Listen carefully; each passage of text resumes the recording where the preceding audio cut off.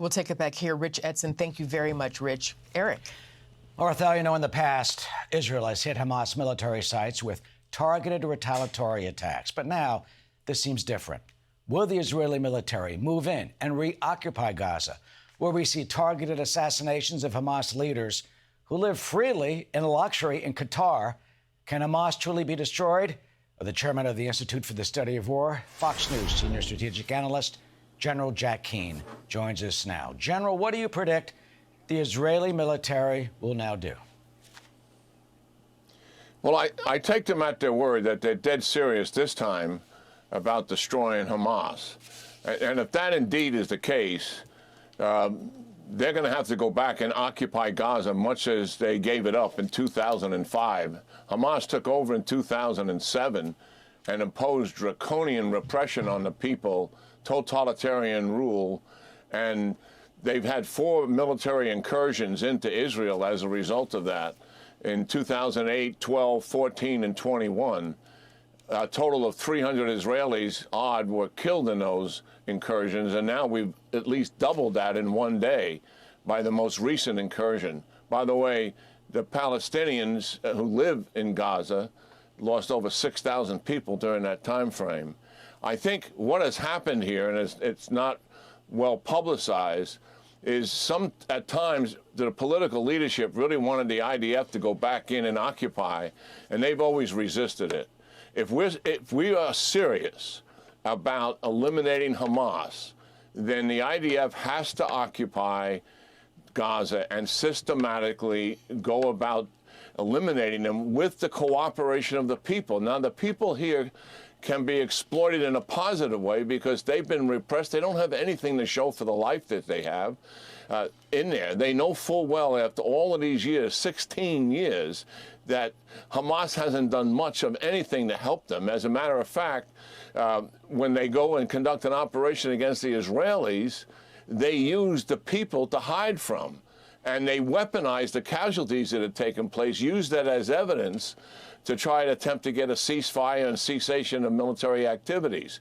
So the people are fed up with this. Not all of them. You can see young people that are easy to radicalize because there's no jobs, there's no upward mobility.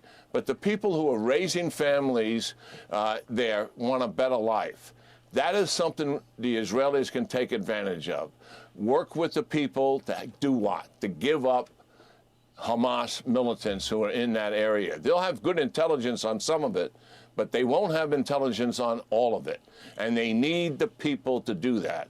We learned that the hard way ourselves in Iraq, particularly, and we use those skill sets in Afghanistan. So we'll see.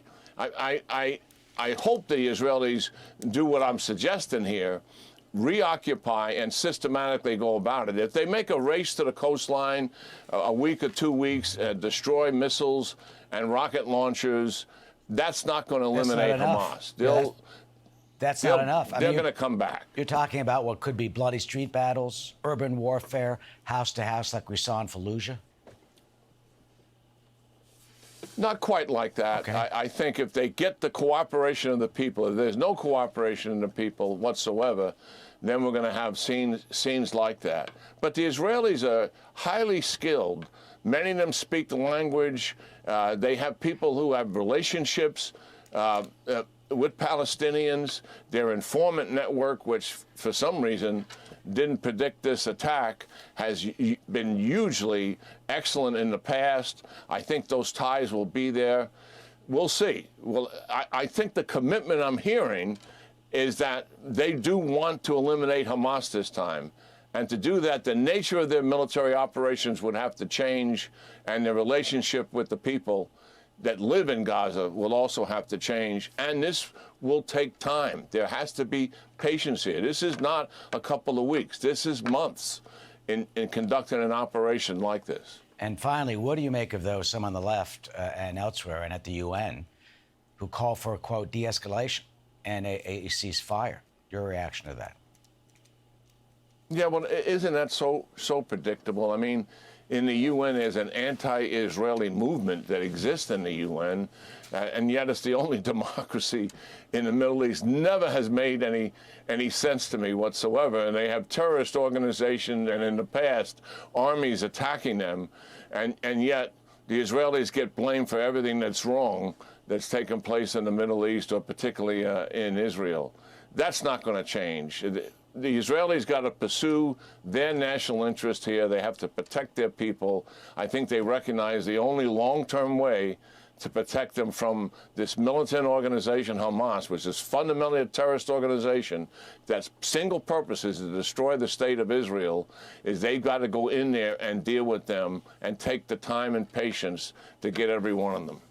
We stand by our democratic ally of Israel against these terrorists. General Jack Keane, as always, thank you. Hey everyone, I'm Emily Campagno. Catch me and my co-hosts Harris Faulkner and Kaylee McEnany on Outnumbered every weekday at 12 p.m. Eastern, or set your DVR. Also, don't forget to subscribe to the Fox News YouTube page for daily highlights.